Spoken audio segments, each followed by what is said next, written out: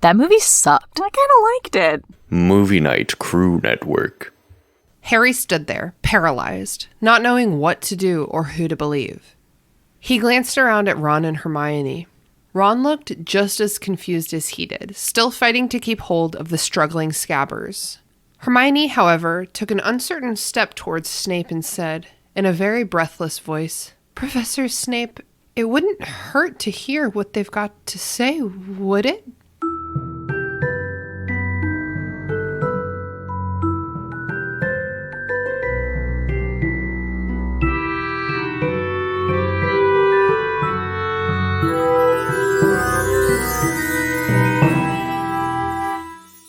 What's up, potheads? Welcome to the Restricted Section, a show in which a bunch of nerds with potty mouths reread the Harry Potter series for the umpteenth time and discuss the ways that the story and its themes have stayed with a generation into adulthood. Thank you for listening. If you haven't done the reading, don't worry, we did it for you. Here's what we're talking about this week. Chapter 19, The Servant of Lord Voldemort. In this chapter, we finally get the real picture of what exactly happened between Sirius Black, Peter Pettigrew, and James and Lily Potter that fateful night 12 years ago. Also, I got a new microphone. Do you like it better? Do you like it worse? Tell me everything. Thank you so much.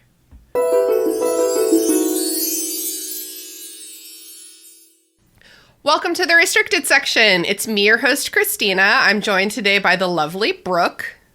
Hi, I am here. And it's allergy season, so if I sound like I'm choking on everything that's going into my mouth, it's because the air is toxic. Wow, that goes for me as well, and I think Mary Clay as well. Hello, Mary Clay. You stole my opening line, Brooke. How dare you? Yes, I am, in fact, dying. And that reminds me, I have to go pick up my inhaler tomorrow before my insurance runs out at the end of the month. Oh my god, that's really urgent. Yeah, don't worry about it. If I die, I die. The American healthcare system. And I'm super excited that our very special guest today is the one and only Mike Schubert from Potterless. Hello. It's an honor to be here. I also, though I don't have problems with allergies, I did have a problem with the American medical healthcare system in that I went to the dentist this morning and it took me 24 consecutive hours trying to get my dental coverage to work just to get my teeth cleaned. So, oh my god, we all have our problems. Hooray! Oh my god, nothing works. Fuck the American healthcare system. It's so bad. Oh wow, yeah, it is allergy season. I've recently started getting allergy shots because I am that kind of allergic, and they make it worse in the beginning. So that's fun. Yeah, my wife Kelly for a while did the allergy drop thing to try to make things not an allergy anymore, and it kind of worked. But yeah, it's a fun experience. Wow. Yeah, spring is a great season for podcasting, just everyone sounds great. Spring is also a great season for revealing a bunch of secrets all at one time in a hidden shack in the woods. Oh, what a segue. My goodness. I guess this is early summer, I guess, for them. No, you did great. This is June-ish, the end of their term. Yeah. It's and in UK, June is the same temperature probably that it is in a Virginia April, right? I wonder what kind of pollen the Whomping Willow produces. Anyway. Really bad. angry pollen. I feel like when you're a kid, though, summer does not start until you're out of school. So it's still spring. Mm-hmm. It's for all intents and purposes for our characters, it's still spring, even though it's June. It's true. So real quick before we get started, I would love to take us down another beautiful, I was going to say a walk down memory lane. That's not quite right. A walk down Mott's Thoughts lane. That's right. It's time for another edition of Mott's Thoughts. So as a reminder, Mott has sent us an email with some non sequitur headcanons, and this is one of my favorite. Okay, so this is from Mott's. A student has their breakfast interrupted by a red letter. There is some nervous muttering among students who immediately recognize this as a howler. The second the letter is opened, Never Gonna Give You Up by Rick Astley starts playing at a deafening volume. I was gonna say yes, because I decided that if I was a Muggle born and whatnot at Hogwarts, I would 500% use howlers to Rick-roll my friends. Although Rick-rolling in the 90s was not a thing yet.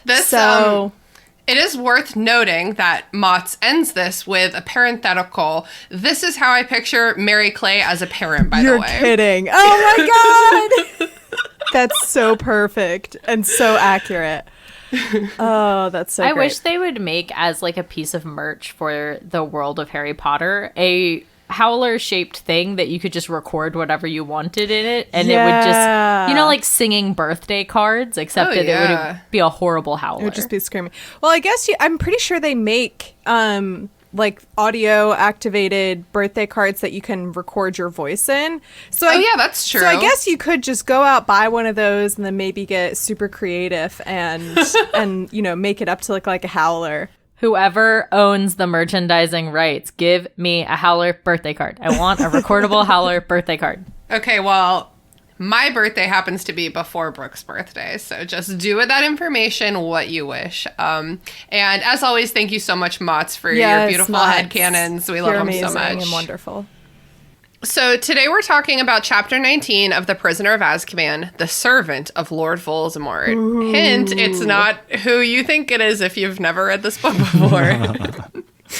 Well, unless you've been listening closely to Lupin and Black in the last chapter or two. It's also a little bit of a double, not a double entendre. A double entendre. Yeah, that's pretty good. Hey, if you think about all of the characters that are present in this chapter and who might be a servant of Voldemort or not a servant, or a servant and then not a servant and then a servant again and then secretly not a servant, but we don't know. Yeah, that's very true. Before we get started, I totally forgot to ask Mike. Yes. If you would tell us a little bit about your Harry Potter history. Like, I know that you have a little bit of a unique way that you got into the world. Can you tell us a little bit about that? Yes, my trajectory is not normal. I did not read the Harry Potter books as a youngster. I only read them when I was starting my podcast Potterless, which was or still is a podcast where I go through the series for the first time as a grown man. So I started it when I was 24, and over the course of, I've been making the show for like 5 years now, I just went through all the books a little bit at a time. I always had a guest that was more knowledgeable about Harry Potter than I, and then eventually did the movies and spin-off stuff, and now I'm doing my Immortal, now you're doing my Immortal, which is perfect. Gosh, it's so good. It's truly fantastic. We're planning to cover that in the next year, so I'm pretty excited. Good. Yeah, it's some really good stuff. So yeah, I've gone from being a kid that was like, Harry Potter is not for me, to now it's my job, which, whoa, that was a loud motorcycle. New York City. So I went from someone who didn't like Harry Potter at all and then started to like it. Now it's my job, which, much to the ire of people who've liked Harry Potter their whole life. But, right. That's the world. Yeah. So it's pretty much the same thing as Mary Clay, right? Who, with her Tolkien About podcast, just like, now I'm known for this thing. I don't know if known is, but that's okay. I'm more known by people on the internet for insulting what they think is a perfect, flawless work of fiction. And I'm like, it was written by an old white dude in the 50s. Let's calm down. Infallible. So, Mike, what Hogwarts house would you say you identify with the most? I've rephrased that question so people don't feel like they're fully committing to anything. Well, I think I'm the most Gryffindor one can legally be, so I don't feel bad about committing at all. Definitely a big Gryffindor boy. I feel like if I had a secondary house, it would be Hufflepuff, but I'm very, very much a Gryffindor. So that would be my choice. I'm sorry, I choked a little bit for some reason when you said Gryffindor boy. I was like, for some reason, I can't imagine a Gryffindor man. They're all just like big Gryffindor boys. Yep, you have to be. Yeah. It is true. They are all children. All of the Gryffindor men in this chapter are big Gryffindor boys. That tracks perfectly. My husband is also a big Gryffindor, despite the fact that he wants to be in Slytherin. Whatever. That's weird. But weeping. Yeah. I don't think that it's a particularly, because none of the traits of a Gryffindor lend themselves to like a healthy adult life. Sorry if I'm just taking you down immediately. This is how we introduce guests here, is we insult them so they feel like they're part of the group. Yeah, I mean, I think if you look at any of the houses, like none of them actually describe a functioning adult. Yeah. Like, what are you studying for? Like, you're not in school anymore if you're an adult. So Ravenclaw doesn't work. Like Hufflepuff, like, yeah, sure, you have a lot of friends, and I guess that's the only one that would track for an adult. And then Slytherin, it's like, oh, you're racist. That's not very good. So I don't know, man. I would say that there's an argument to be made that every CEO ever is a Slytherin. Oh, 500%. I mean, yeah, they probably are. A lot of them are probably racist. So yeah. And thank you so much for the Hufflepuff compliment, because I have kind of made it my career and my social life and everything in between. Yeah, I mean, when the house, it's funny that like as a kid, people make fun of it. They're like, oh, it's just the one where they're nice to people. And as an adult, like just being nice to people is like the best thing you can be as an adult, because so many adults are not. Yeah. Mm-hmm. So speaking of nice adults, just kidding. Speaking of some of the worst adults in history, this chapter starts with Severus Snape has just dramatically unveiled himself. Of course he has. And it's shocking for everyone. Quote, his face was full of suppressed triumph. I just hate this man. He is at his most punchable in this chapter, I believe. Yes, and to me, the biggest offense that he does in this chapter is that he keeps his wand trained at Lupin and not at Sirius Black. And it's not because he cares who is more dangerous in this moment. It's because he cares that like he has been duped by Lupin. Delupin. Nice. So thank you so much, super organic. So like whatever, dude. He's just like holding his wand at Lupin. I think that's fucked up because there's a murderer right here. You think he's a murderer. I will say I always forget how talented of a wizard Snape is. Like, he comes out the gate swinging. Like, he's blasting people. He's doing a whole bondage spell right out the gate. Like, I mean, you know, he's got some heft behind him. The rope spell not making its way into the movies is a crime. The rope binding spell always sounded so cool in the books, and they never do it in the movies, right? They just Expelliarmus everybody all the time, and that's about it. And it just happens to the rules with Expelliarmus too in the movies are never clear, because sometimes it just knocks people back, and sometimes it disarms them, and right. Yeah. Sometimes it blows up stone. Yeah. Yeah. Every spell is bang, right? Like every spell in the movies is just like bang. So Snape is having his like, everyone's getting their own like villain speech right now. So Snape is like, well, I tried to bring you your potion because you're a fucking werewolf. And then I saw the Marauders map, which, by the way, I knew that wasn't just a piece of dingy paper. And I saw your bitch ass running along the secret tunnel. First of all, rookie mistake from Lupin. Just leaving it. Well, I mean, he was in a shock that he saw not only, you know, one of his old best friends who he thought was a murderer, but he saw Peter Pettigrew, who he thought was dead. Which is what I don't get, is how did Snape not see, was he just blinded and by rage and didn't notice that Peter Pettigrew's name was on the map too? Or it was just like nearly flawless timing, where it was just like he just saw Lupin like tail ending it through and no one else that came before. Could also be like an overlap error. I don't know how it exactly works with the, send to back, bring to front with the Marauders map. So maybe Lupin like perfectly covered the Peter Pettigrew rectangle. Right. The way you said nearly flawless, Brooke. Nearly flawless? How can you be nearly flawless? My other question for like a... Wait. I'm so sorry. The answer is that I woke up like this. Okay, please go on. The other question I have about plot holes in this chapter is Snape, I originally thought that I forgot that he does the whole invisibility cloak reveal thing, which, by the way, good job, Harry, just leaving a priceless, priceless, valuable material like of magic, like not even just like it's a knockoff invisible, like it's the invisible. He doesn't know yet. Just he literally treats it like a bad pair of socks. Yeah, like his dad passed him down a pair of socks, and it's nice to have, but like definitely not necessary. Yeah. Good for keeping your feet warm and nothing else. Anyway, so I forgot Snape did the cloak reveal. So that means he was there throughout all of the entire last chapter to hear all of this explanation. God, and yet he heard all of it. He still is just such a fuckhead. He's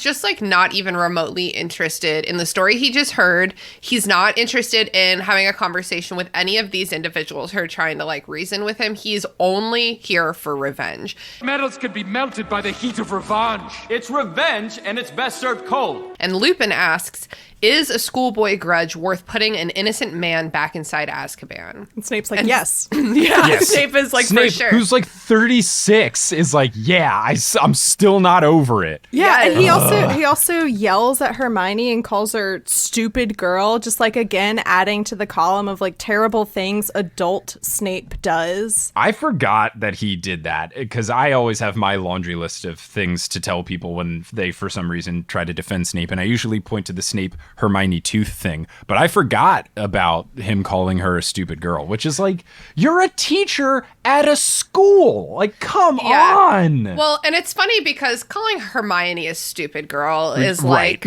it's like, you know, I will only tease my skinny friends about being fat. You know, I'm like, you're being such a fat ass tonight. And it's like, you only say that to your skinny friends. Haley, this one's for you.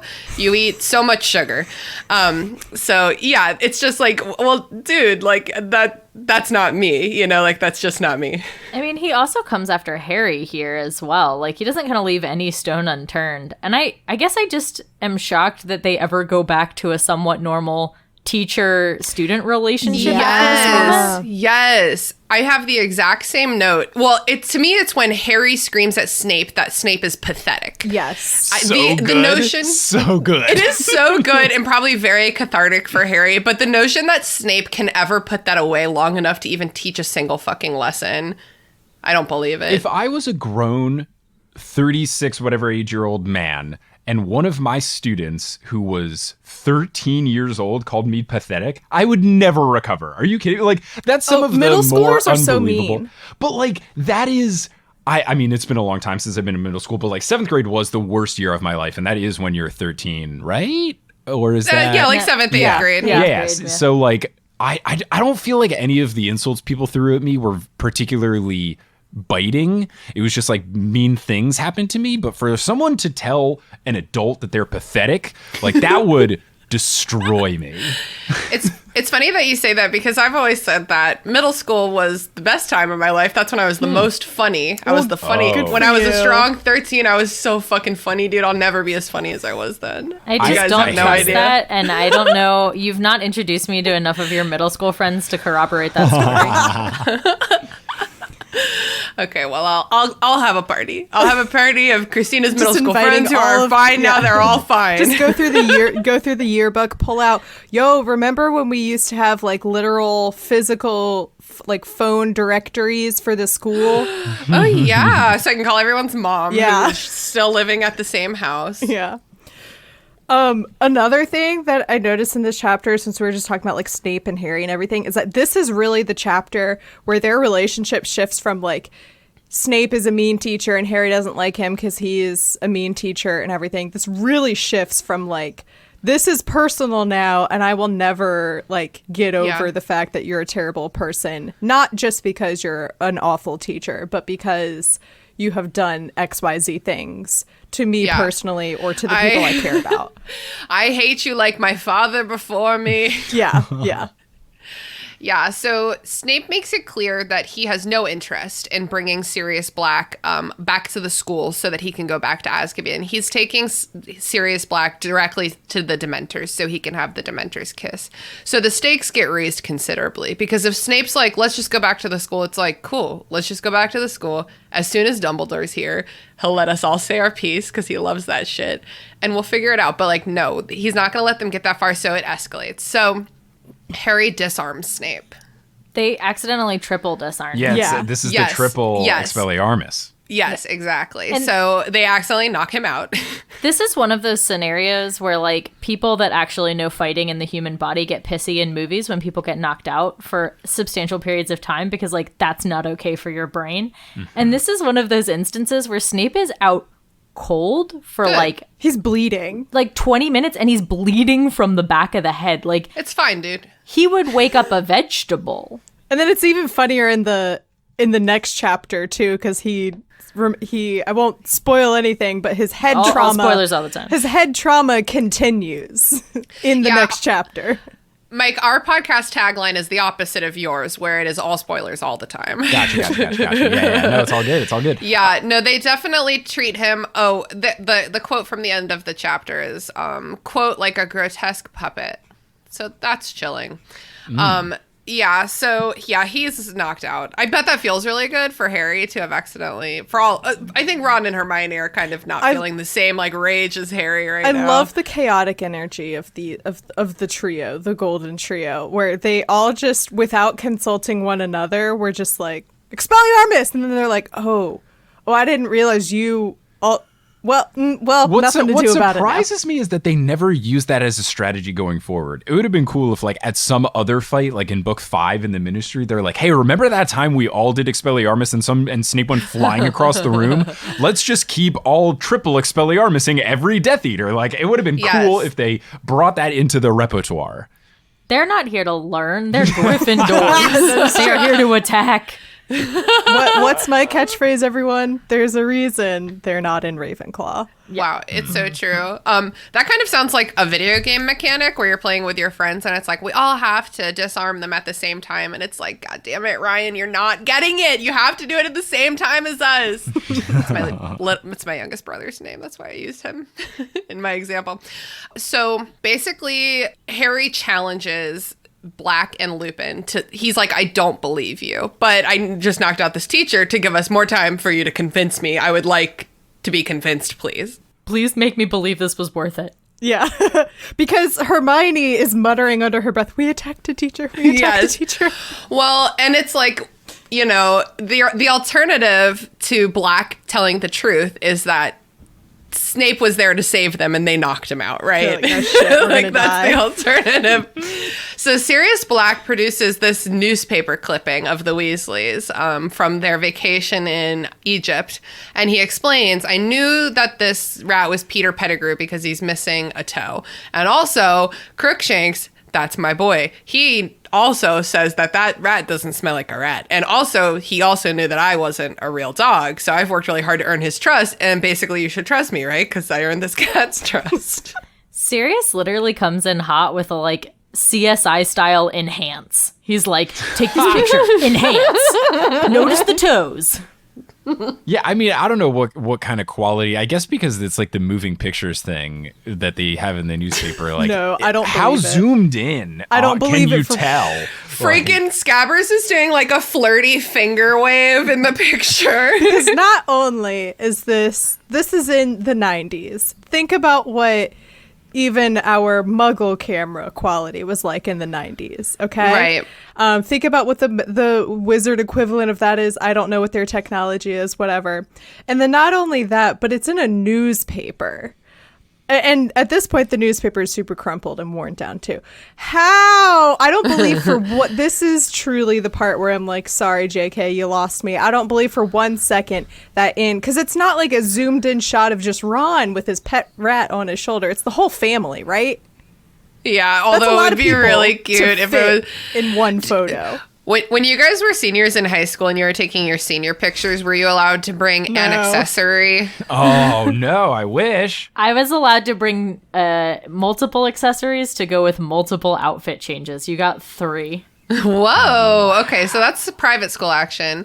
My boyfriend at the time, Ari, bless his heart, was pictured with his beloved Razor scooter. Oh, hell yeah. I opted out of the accessory, but my friend brought their dog. That's the moral of the story. Well, the Razor scooter is better. You know what would have been great when you're 17 dating your first boy ever is if he had had a car instead. That would have been so cool. In 7th grade? No. Senior pictures senior when we were like 17. Okay, 17. I was Wow, going to say, that would if be he a was lot in of 7th pressure grade to and he put had on a car, second like, he couldn't do anything with it. He would just Didn't you have own a one. car when you were 13? Didn't we all? I did not have a car until I graduated college. My parents gave me their old car that had 200,000 miles on it. That was it was pretty sweet, but I loved the hell out of that car. So, okay, we learned that Crookshanks stole the password list directly off Neville's bedside table. Literally, we go through a flashback sequence where it's just like, it was Crookshanks all along. I also like that this book and this chapter sets up this thing where, like, Crookshanks will be important. And then, like, from this chapter on, it's like, just kidding. Crookshanks never shows up again, ever. Yeah, Crookshanks doesn't do that is shit. true.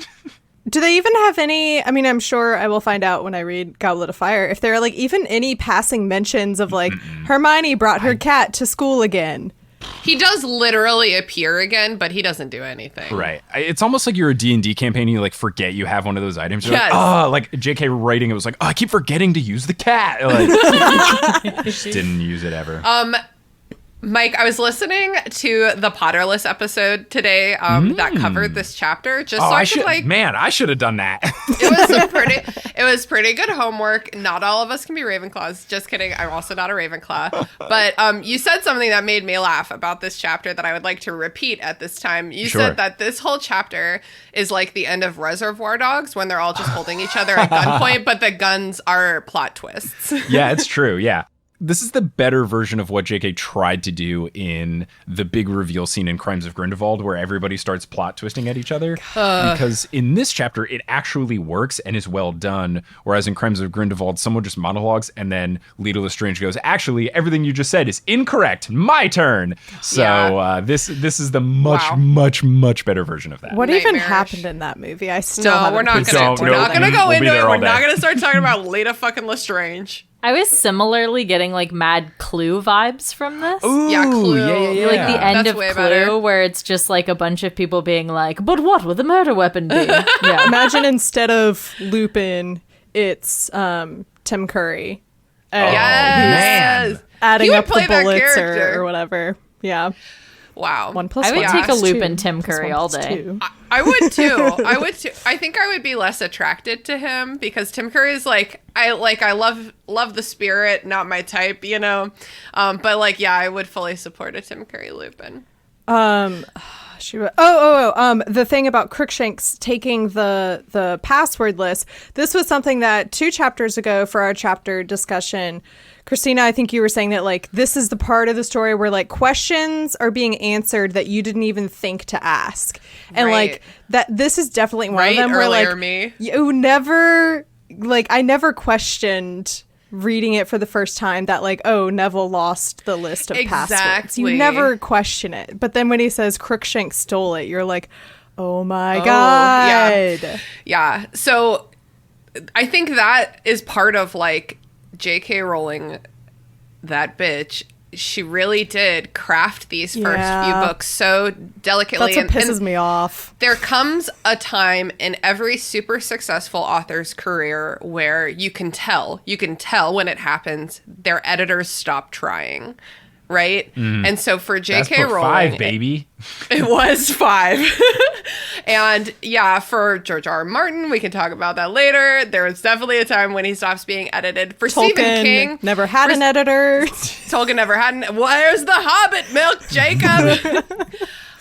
And freaking, what else was I gonna say? You're saying Stephen King. Oh yeah, Stephen King. It's like his editor gave up like 100 books ago, but it's like, Stephen, you got this. What's funny about that is I've been audiobooking The Stand because I googled like what's the best Stephen King book, and the internet said The Stand. So when I was picking the audiobook, it was with Audible, so it was like everything was the same price because I was like using a coin or token or whatever the hell. So you could get the regular one or the one that's like extra long because it's like Stephen King wrote the extra version, and like some of the chapters there's like these things that happen. I'm like, I wonder if this was one of the extra chapters. Like, I get the feeling that this might have been like, I don't know that we needed to have the chapter told from the dog's perspective. For what it's worth, his best book is, and I maintain this, Carrie. It's legendary. Okay, I will add that to the list. Stephen King's biggest issue was that eventually his editor stopped being a human person and started being a mountain of cocaine. And you know what? That's how work gets done, and I maintain that. Moving on. Don't do coke, kids. So finally, that's not the official stance of this podcast. Just kidding. Kids definitely don't do coke. Okay? No. Don't do that. Definitely don't. I will stand by that.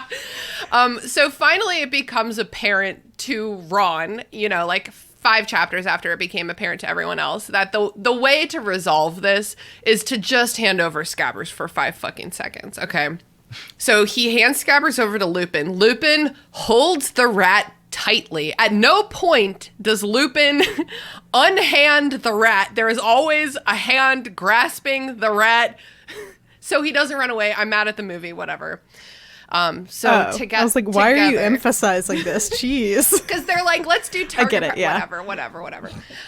It's dramatic, Christina. I hate it. So together, Lupin and Black change Pettigrew back into ostensibly a human man. Here's a question. Where do rats piss? Where has he been pissing this whole time? That's I don't know, but concern? dude's been a rat for 12 years. Like, yeah, Daniel Day-Lewis, method actor, sure. Peter Pettigrew was a rat for 12 years? Come on. Give him the Oscar. That is a long con. Jeez. Arguably, he was born a rat. I did wonder. I was like, so he's been wearing these clothes for 12 years. Just like invisible rat Presumably. size. Like, how do clothes even work when I don't know. Okay, I'm going to circle back to my piss question, because the reason I was asking is because he's not used to being... I mean, I would think he would piss himself from fear in this moment, especially if he's not used to having to find a bathroom. Right? Sure. Everyone's grimacing. Everyone's just grimacing. I'm going to move on. That's I just my hint. don't want to have to. I'm more think that like of all the things that would have broke me by this point, it would be eating rat pellet food for 12 years. Yeah. Right. Yeah. Wait, but Ron feeds him from the table, so that I don't know if that's like exclusive. Maybe Ron at some point was like, I guess he doesn't like rat pellets. I Like, don't know. Percy would not have though. Yeah, it's true. It's true. He's grain free. My rat, nothing but the best for my rat. Don't feed your pets grain free. My veterinarian friend told me that. I don't know anything. So Peter Pettigrew, there he is. He's here now. Peter Pettigrew. The man, yeah. Peter Pettigrew. It's really fun when you're writing notes about him to call him Pee-Pee, because it's like, you little fucking Pee-Pee. Okay, I have a very serious question. Okay, I'm sure it's So- very serious. Peter Pettigrew decides to cut off a finger. He's pulling some hijinks, right? Of all the fingers you're going to cut off your hand, who the fuck chooses their index finger? Dude, idiot. Yeah, not I. Not a smart move. It also, and this happens in just like every movie in Harry Potter movies too, when they're like, oh, we have to do a blood pact thing. I'm gonna cut open the palm of my hand. Your palm moves so much that wound is never gonna heal. Like, why Just don't do the little tip of your little pinky. or do like your forearm? Like, come on, It doesn't do look like as your good, upper but I'm with thigh. you. Like, there's so many other choices. He could have chosen an actual toe and it would have been better. There were but that so would have many taken time. options. What's he gonna be like? Hang on, Sirius. Stop right there. Don't kill me. Let me take my socks and shoes off. Chop off my toe. Blow up The everything, answer- and then transform to a rat. The answer is Peter Pettigrew's pinky.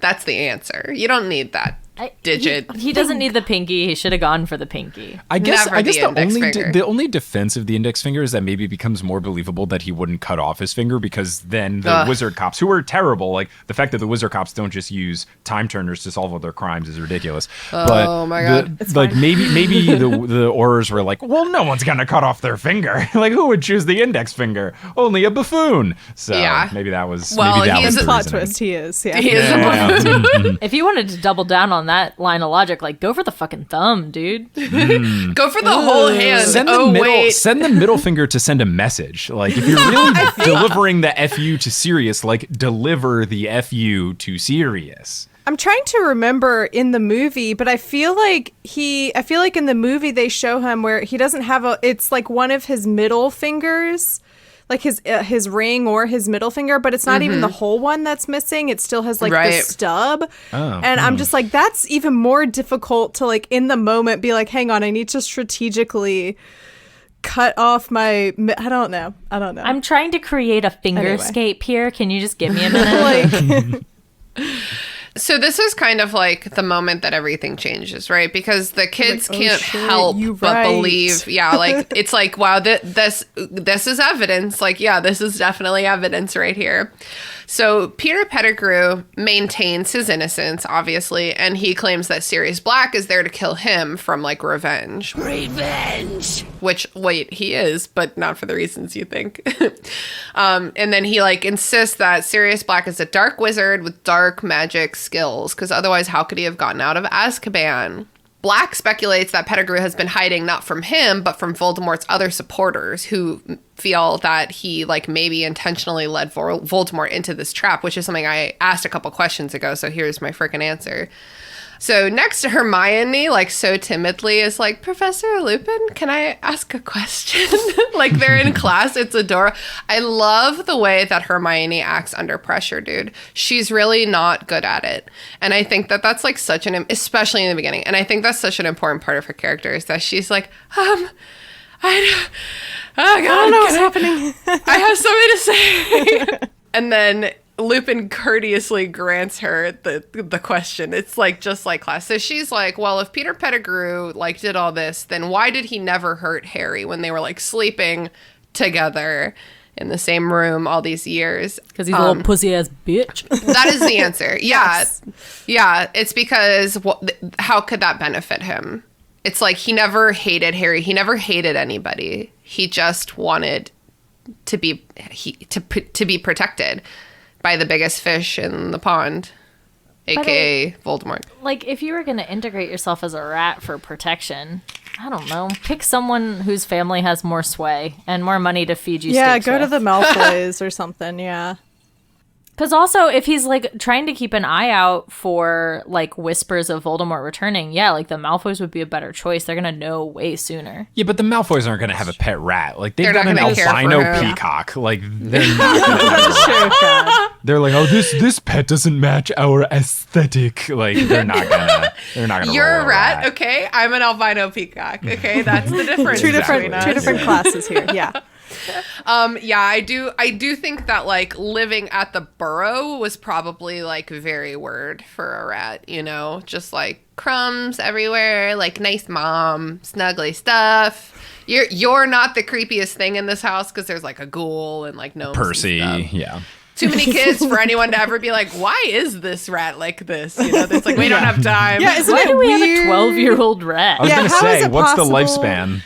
Yeah. They address that early in this book because they mention the lifespan of a rat in the pet shop is like 8 years, I think they say. Yeah, and he's 12, and they're like, he's probably just regular dying. Planting that little seed because they mention it here because Ron's still before they transform him. He's like, I don't get it. He's just a good rat, and they're like, he's been a lot. You've had him for 12 years, right? That's pretty long. And he's like, I take really good care of him. He's like, come on, Ron. Dude, you bought him a rat Ron. tonic once. But like Ron really believes he did. Okay, all right. Ron. Let's get there. So Hermione next is like, excuse me, Mr. Black, Mr. Black, excuse me, and Sirius Black is like, who the fuck are you talking to? No, Sirius is like on 11 this whole chapter. He's just like he should have been in caps lock for this chapter, honestly. Yes, but he doesn't remember how to use computers because he's been in prison for so long. Also, wizards don't do computers. Yeah, So that's wizards don't do computers. So Hermione politely asks Sirius Black how he got out of Azkaban without dark magic. And the answer is, I'm a very good boy. I'm a very good boy. Oh my god, yeah. So he's like, I would change into a dog in my cell to help me stay sane, honestly. And like the fact that I was innocent also helped. And then so like once he learned that Peter Pettigrew was still alive, still out there and in great proximity to his beloved godson Harry Potter, he finally was like, I'm gonna go now. I've never tried before. I'm gonna go now though.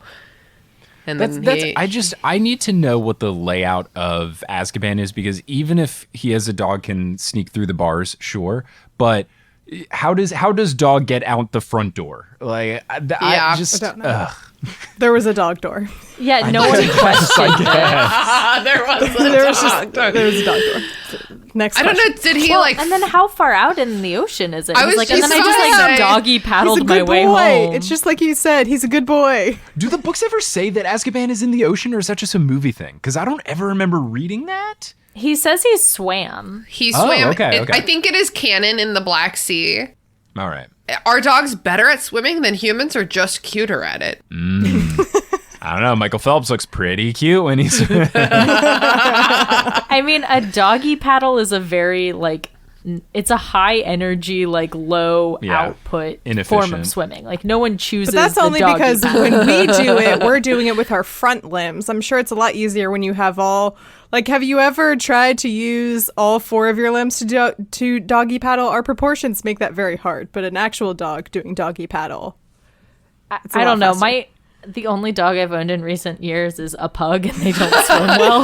Not a good gauge. If I'm making a lot of noise, I'm sorry. I'm battling with my cat to just stay on his side of the desk. You have an agreement. Yeah, he has a bed on my desk, and the boundaries. Cats, they have no idea what a boundary is. With AKA, this cat would definitely steal a list of passwords off an innocent kid's nightstand, right, Dante?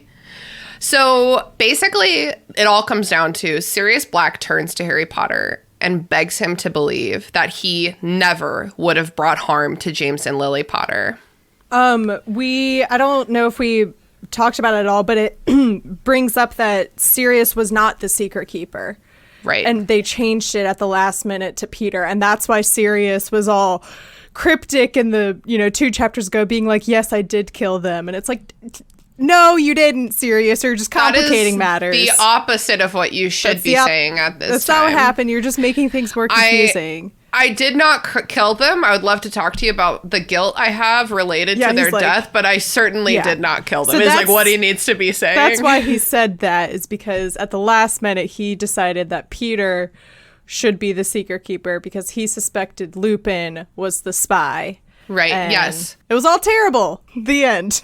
So Peter Pettigrew goes into full bitch mode. He goes into full, like, he's playing Among Us and he's about to get voted off and he's just trying to, like, try to preach to everyone, like, no, I'm not sus, I promise. And then, like, going person to person. I've 100% done that because I'm terrible at imposter. God. Me too. I'm like, I just want to be part of the team. I'm terrible. I forget that there's like a time limit after you kill someone before it lets you kill. And so I walked into a room once and I killed someone, and then I was planning to go over and kill the other person, and they wouldn't let me. And they were like, Mary Clay's the imposter. And I was like, I'm so sorry. But yeah, I've 500% done that, where they're like, Mary Clay's the imposter. I'm like, no, don't you remember, Ethan? We were in controls together, and I could have killed you then, but I didn't, so I'm not the imposter. Wow. Well, I'm just glad we finally get the answer to, like, the most burning fan question about this whole scenario, which is, like, Peter tries to talk to Ron, and he's like, wasn't I a good pet? And Ron was like, dude, you're a grown man, and you've been sleeping in my bed for many years. It's a great response. This is terrible. And Lupin's like, you shouldn't be bragging that you are a better rat than you are a human being. Yes, and I'm like, that's not a good burn. Own him, Lupin. It is a good burn. Yeah, so Peter Pettigrew, old PP, he's going around the room, like, begging each individual to, like, help him. I don't know why he, like, turns to Sirius Black first. That's not the move. That's not going to help you. Black kicks him. He goes to Lupin to reconsider, and they talk about, like, Lupin's like, Sirius, like, forgive me for thinking you were the spy, and Sirius Black is like, yeah, also forgive me back. Oh, or vice versa. It's a vice versa. It doesn't matter. It's adorable. Spies. Yeah, whatever it is, I love it, and they're best friends again. So they're like, let's kill him together. And they're like, yeah, we're best friends again. The boys are back in town. Let's kill him together. Like, and then let's they really do kill him, and then they take his body up to the school, and then they're like, see, he couldn't have been killed 12 years ago if he just died an hour ago. And then Sirius and Harry live together, and the end. Yeah. What a great book. That's exactly what happens. I would just like to point out that I mentioned that Sirius Black should have been on caps lock, but as I have the PDF in front of me, he was in caps lock starting now. Everyone takes turns going full caps lock. So, So yeah, Pettigrew's like, Ron, haven't I been a good pet? Like, full sub mode, right? He's like on his knees, like begging, haven't I been a good pet? And it's like disgusting. I hate Ron is repulsed, dude. Like, for him, it's personal. Like, yeah, I let you sleep in my bed. Pettigrew turns now to Hermione, who's just completely horrified. Yeah, can't even engage. Hermione's just like, what? No, come on. Like, what are you doing? Leave me out of this, please. Especially because he goes with just like a sweet girl, clever girl. And it's like, oh, God, no. Yeah, his appeal to her is just creepy old guy compliments to someone who is 14 at this point, because she's a little older, like either 13, 14. Not a good look. Yeah. No. While he's like touching her legs. Like, yeah. No. He looks still like very much like a rat. He looks disgusting. You're reading the same edition as me, the Bloomsbury Illustrated edition, right? That illustration is that. But the illustration for him in that book is fucked up, dude. He is not cute. And I know we're not talking about the movie, but I just want to He's give a quick grosser. shout out to Timothy Spall, who is the actor who he always plays like rats and like mice characters. Basically rats, yeah. But like he's so damn good at it. It's so good. Yeah, so finally Peter Pettigrew turns to Harry and he's like, you look just like your father, which like bad, that's not the move. That's and not. then Sirius Black goes full caps Caps lock lock, and he's like, how Sirius. dare you speak to Harry? And Pettigrew's like, well, what would you have done? And Sirius is like, I would have died. I would have died, which is what you should have done, but you're a coward. Yeah, Sirius Black has kind of like a straight up temper tantrum, but it's one that we can all get It's behind. valid. You know, it's like you die before you betray your friends. That's just like, I don't know, maybe this is a big I Huff don't know, vibe. man. Like I like you guys, but like But I here's don't the know. thing is like he had like a lot of choices that led him to like this one choice, and it's like don't do any of those things. And like if I ever thought that like you and Mike and your 1-year-old, not you, Mike, her husband's name is Mike, were like in danger, and like your 1-year-old son, I would like come physically to your house to like help, you know, like there's no world in which I would lead someone to your doorstep. And again, this is where my idea that Sirius should have been the secret keeper for the Potters lived at the house. No, and then no, that's not it. Then you okay, that's my you make the Potters Sirius's secret keeper, so that both of their locations Yeah. are secrets, and no one can find anyone. And then happy We call that ending to a everyone. secret 69. Sure. I think the real reason this ends up not holding any water for kind of anyone is like beyond the like sacrificing your life thing. It's a false equivalency. Like Peter Pettigrew put himself in a dangerous situation by involving himself with Lord Voldemort. It was not Yes. required of him at any time Yeah. to actually do this. And that's also a point that I always make about Snape when people are like, "Oh, he was so hard. Like he was so hard for him to be good because like No. look at what Voldemort and all this stuff." It's like no one made him join the racist cult, Yes. but Yes. he joined the racist cult. Yes. So like that's Are you having Yep. a hard time stopping being a Nazi? Here's just for future reference, don't become a Nazi in the Step first one, place. don't be Yeah. a Nazi. The end. Mm-hmm. Yeah. Yeah. Quick question for everyone, because I'm so confused about Peter Pettigrew's like house allegiance, because he was sorted into Gryffindor. Don't get Yeah. how that's possible. Yeah. I don't think he would be a Slytherin because he doesn't care about getting himself any power. He just He cares has about muggle saving. vibes, dude. He just cares about saving his own neck. So like, what house does that even make him? He's a muggle. He's got hard squib energy, yeah. Squib energy. Yeah, he's like compensating for something. Because he's not.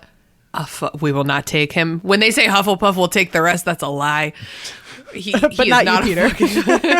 Yeah, there should be an What do you asterisk mean? next to that slogan. Like, we'll take the Not rest Peter as long Pettigrew. as you're not like terrible people. As long as you're nice. Yeah, like we're just trying to have a fun time. Yeah, and it's just it's crazy because in this moment Peter is like, what would you have done? And it's like he's so obviously every It's just single so other wrong. person in this room is a Gryffindor, and he's like not saying the Gryffindor thing. What would you have done? Die for my friends. That's like the Gryffindor thing to do, right? Well, I mean, he's literally in a room of like someone who's like, I don't know, I fought being a werewolf my entire fucking life. I Yes. broke out of a maximum security prison to prove my Yes. innocence. You've got 3 effing children who just paralyzed a teacher. I'm 12 Yes. and what is this? Yeah. yeah, like- it's not the right crowd for that argument. Yeah. So Lupin and Black are like, it's murder time. Here's our wands. We're gonna do murder. And I imagine, it doesn't say they do this, but I imagine they raise their wands in unison, like they're doing the fusion dance from Dragon Ball Z. Because it does say that they stand yeah. shoulder to shoulder and raise their wands, but I'm imagining it's like in perfect synchronicity. Oh yeah, Perfect, it makes yes. the magic stronger. Exactly. charge Yeah. that You're gonna shit up. super die. You Exactly. gotta charge it. Yeah, exactly. You're doing Super Smash Brothers and your Samus, and you're charging up your, neutral B, and Yes, then you're gonna blast it out. Yes, yes. But big Griff energy. Harry runs in between his 2 uncles basically, and freaking Peter Ruins fucking everything. Pettigrew. Yeah, I hate it because there's no good way out of this, really. I mean, here's the good way out of this is Lupin remembered to take his life-saving potion. Yeah. And it's like, it's not even your own life, dude. It's like other people's lives. At like 2 a.m. a couple weeks ago, I couldn't fall asleep, and I just had this one single thought enter my head, and I was like, sometimes I just think about how different Harry's life would have been if Lupin had remembered to take his potion that night. And it's like, Oh, like Lupin carries the guilt of betraying Dumbledore as a student. Lupin carries the guilt of having thought that Sirius Black was a bad guy. But, like, it doesn't really touch on ever how he carries the guilt of having become full werewolf on the school grounds where Being he taught. the sole reason that Peter Pettigrew is reunited with Voldemort and Black is not acquitted. Is that the right fine. word? We Acquitted. had a lot of That stressful sounds things great. going on. We all forget stuff all the time. We leave the oven on. We leave our keys So, at home. Mike, Come on. allow me to make a point. We're women. We have all at some point in our life been responsible for taking a birth control pill at the exact same time every single day for years. But have you never forgotten it? When I was on it because the risk of death was too high. Brooke, in the last episode you were on, you said the opposite. You were like, I forgot it all the time. No, I never You knew my just- birth control I wonder pill. if Lupin, if he forgets a couple days in a row, he just you just take them all at once. You're like, it's fine. Just plan B that shit. This is restricted section canon. Like, Brooke, you did say that. I would argue against that. I will say that. change your mind. It's not like I edit the episodes and have to listen to them 6 times. Are you sure it was me? Because my voice sounds like most other people on this podcast. I do know the difference between the sounds of my friends' voices, gonna say, I think unlike she knows most her of our friends' listeners. voices. By the time this comes out, I will certainly have the answer. So, And then just insert it here. hey, it's me, Christina. I'm going to give myself a little bit right, a little bit wrong on this one. Let me know what you think about the following clip from last week's episode.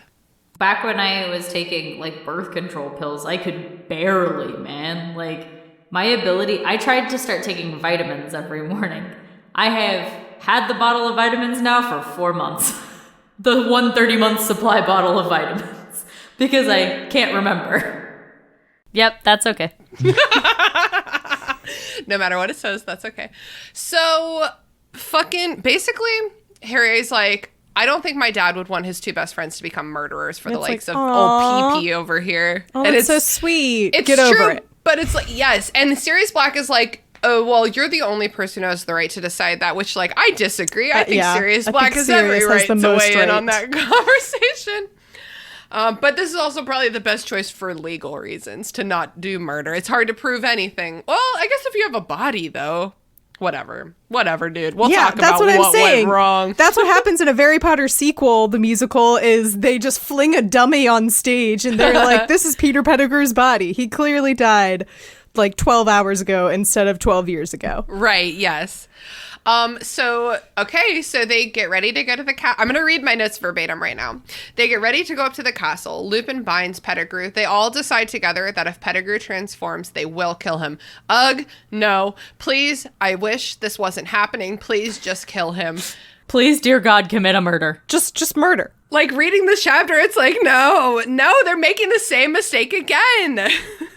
This is me screaming every time Sam and Frodo would show Gollum pity. And I'm like, I mean, it worked out for them in the end, sort of. But, Sort of. like, it would have been easier probably if they had just killed him. Yep. So they're like, well, let's definitely not wake up Snape yet. Let's drag him up to the castle. They weakened at Bernie's him. yes. They want to revive him for sure. They don't say this, but for sure in the presence of Dumbledore because, yeah. I just love that they're like, you know what? Yeah, he's better left unconscious. Yeah. They wrap Ron's legs so they can get him up to Madame Pomfrey. Lupin and Ron volunteer to be physically chained to Peter Pettigrew so he doesn't flee. Like, no one is like, oh yeah, Snape said that Lupin didn't take his potion. He said that.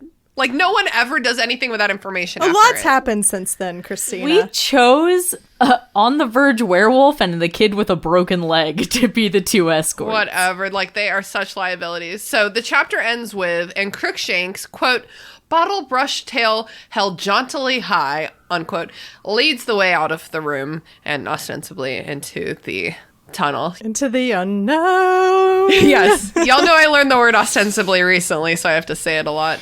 Wow. That's that. Did we miss anything? Anything else y'all want to touch on before we wrap it on up? I mean, I always just thought it was funny when they drag Snape around because it very much makes me think. I don't remember. Like, I feel like this is a movie trope where just like you keep accidentally like running the knocked out person into the Yes. wall and stuff like that. And Like that- I can and it's only- hilarious and Yeah. not concussive. Right. Yeah. This has to be the case here. I thought I remembered that happening, and I read the next chapter to see. Yeah, and it mentions that Sirius is the one controlling him. And Sirius is like, oh no, he hit his head. What a shame. Yeah, it's That's like perfect. when I used to babysit and a kid would be having like a temper tantrum and they like hurt themselves and it's like, oh, did you fucking hurt yourself as you're flailing and screaming all over the floor? That sucks, dude. I guess that sucks for you. Are y'all ready to move on to some plugs? Sure, yeah. Indeed. Awesome. So, Brooke, would you like to go first? Yeah, I've been Brooke Matherly. You can find me on Instagram at Passion for Parks. You can find me on Twitter at Grumpy Brooke. And this week, I'm just going to plug The Handmaid's Tale Season 4 just dropped. It's so good. I'm fucking ready for it. Been waiting for it. If you haven't watched any of The Handmaid's Tale yet, it feels less sinister now that Trump's not in office. A beautiful endorsement. Mary Clay, how about you? Yeah, you can listen to my podcast. That's what I'm talking about every Tuesday, wherever you get podcasts. And in lieu of a like pop culture plug, I want to give the listeners an update since 2 podcasts ago, I don't know why I said that, 2 episodes ago, we thought Tyler was running out of the room to bring his wife to the hospital to have a child. Oh, yeah. That was a false alarm, but I would like to report, I'm sure everyone already knows, but whatever. They had their baby. Finn was born on April 23rd, and he's very cute, and he has a really wrinkly forehead. It's very cute. And yeah, I think they're doing good. So yeah, just wanted to update everyone that Emily has indeed had the baby. I know that all of our listeners who are not also WB&E stans have been very worried about that, so I'm so grateful for that update. Yeah. Mike, how about you? Yeah, if you want to hear my Harry Potter podcast, Potterless, you can listen to that wherever pods are cast. It's just search Potterless, it'll show up. I also host a podcast called Meddling Adults, where guests go head to head and they compete to solve children's mysteries from things like Encyclopedia Brown and Scooby-Doo, and then the winner earns money for a charity of their choosing. And then That's if you awesome. like basketball, or you want to like basketball, I have a podcast called Horse, where it's a very much like welcoming, anti-gatekeeping podcast where we just talk about the fun parts of basketball, like players beefing with each other and stuff like that. And then I just at the time this will come out, the Kickstarter will have just finished for it, but I have a podcast that will be coming out later in the year called Modern Muckraker, which will be like an investigative deep dive podcast that like sounds like you're listening to Serial, but the questions that we're answering are very silly. Things like, when should Spider-Man take the subway instead of web swinging? So that'll be coming Yes. out later in 2021. So just keep your ears in tune for that. If you want to follow me on social media, it's at Shub17 on Twitter and Instagram. And then my website, which I'll have all this stuff, is just Shubs, Yes. so schub.es. And as far as a recommendation, I'll do a video game recommendations for all the gamers out there. If you want, I'll do an intense game recommendation.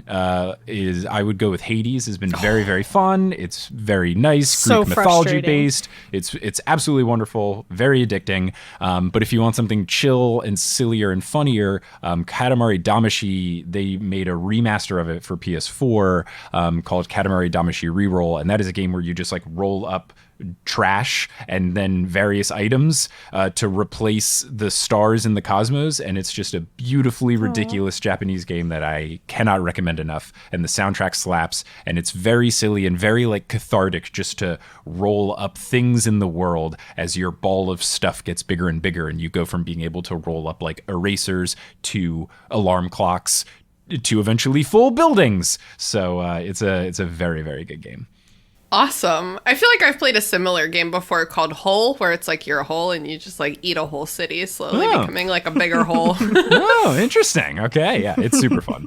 So I've been your host, Christina. You can follow me on Instagram at Your Girl of the World. You can follow me on Twitter at Christina Khan. You can follow me on TikTok at Sprouts Private Stash. And today I'm going to plug Memories by Lang Leave. It's a poetry book. Oh my God, Christina's plugging poetry. She hates poetry. I know. No, I do. I really hate poetry. But this book of poetry is like a Hallmark card in a good way. It's just like really like trite, adorable, like YA poetry about like, why doesn't he love me? And like, I'll love you forever. It's very easy to read. I think that's my problem with poetry, is that a lot of it's not. It's just cute, and if you like sweet, cute poetry, I recommend it. Memories by Lang Leave. I hope I'm saying that right, and if I'm not, fuck me, basically. So that's the end of that. Mike, thank you so much for joining us. Thank you for having me. I'm glad I was able to talk about my favorite chapter if not I think probably my favorite chapter. This was where like the series went from like, oh, cute kids books to like, oh, I actually like these books now. And you can hear that in Potterless where like I'm snarky for episodes until like the chapter 19 book 3 episodes. And then I'm like, wait a second, I actually like these books. This might be good. Yeah. So this chapter is very important in my like Harry Potter fandom. That's awesome. So this you're saying that this is one of your favorite chapters in the whole series? Yeah, it's either it would be like really close between. This is probably the favorite overall. I really like the fight between Dumbledore and Voldemort in book 5, just because that is just so incredible. You finally get to see Dumbledore at like full strength, and then all of the chapters at the end where like the war is going on in book 7 is really solid when you're like going through the compelling castle. Yeah, like that stuff is good. But I think as a whole chapter, this one was the most impactful because this is where like things are, it's like actually the first time JK does like really creative writing and you actually see like the machinations working. Because like the first 2 books, they're good, they're fine. And like, yes, later on they set up stuff, but this is the first one where it's like, oh wow, like actually compelling plot twists and like all these things going on. And we learn about characters' backstories and all this stuff, and it's like, really wow, impressive. Bitch, you planned this. Yeah, for sure. It's actually like, good. Yeah, as much as it pains me to say it now, like it's I think like the first showing of like, oh, she's actually good at writing. Cool. Yeah, absolutely. I definitely remember reading this chapter, the whole resolution to this book. I remember reading it as a kid, and it blew my fucking mind, dude. This was probably the first true plot twist I had read outside of a Encyclopedia Brown. Let's study the craft of mystery. You know, it's like this one catches you so off guard. You're like, I knew something wasn't quite right, but I had no fucking idea that it was like this. Yeah, it's really good stuff. And you can like hear the shift in how I feel towards the series in the episodes. It's fun. It makes me sad when people leave 1-star reviews. They're like, oh, he's too snarky. I only listen to like whatever episodes. And I'm like, if you just got to the one where I fall in love with the series, you wouldn't be mad at me, but you can't reply to iTunes reviews. That's so funny. Well, everyone, the next chapter is called The Dementor's Kiss, so you know what's about to happen. So strap in, smooches. Buckle up. Romance chapter. No. It's about to get sexy. Imagine a Dementor's date at Madame Puttyfoot's. No. Very good. Oh my God. I'm imagining frickin' Grimm from The Grim Adventures of Billy and Mandy? Yes. I was like, what's the name of that show? Yep. That's exactly what I'm picturing. Thank you so much. That's what I'm picturing. So, all right. Well, until next time, everyone, thank you so much to all y'all for joining me for this conversation. And I said until next time already. Until next time. Mwah! Dementor's kiss. Get out of this freaking shack. Yeah, I think we did that one 2 weeks ago, though. Get the fuck. Well, they're in the Shrieking Shack for like 4 chapters. They continue to need to get out of the Shrieking Shack. All right. Well, that's the end of the episode.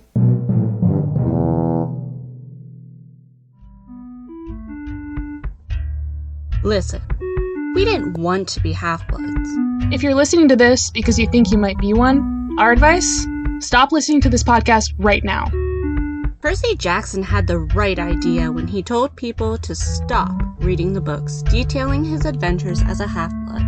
But we didn't listen to his warnings. And that's why we started this podcast, Of the Eldest Gods, where we read books written by Rick Riordan and talk about how they affected us as kids and continue to as semi-adults. You can find us every Thursday wherever you get your podcasts. Do you think we fooled them for a second there? God, I hope not. Bring on the monsters. We're making a podcast! The Restricted section was created and hosted by me, Christina Kahn, based on the book series by J.K. Rowling. All music by Ryan Kahn. Logo by Michael Hardison. Don't forget to follow us on Instagram at Restricted Section Pod, or shoot us an email at restrictedsectionpod@gmail.com. We'd love to hear your thoughts, feelings, complaints, conspiracy theories, or lavish praise. Sorry, I just burped so loud that my like audio picked up on it even though I was burping into a corner behind me.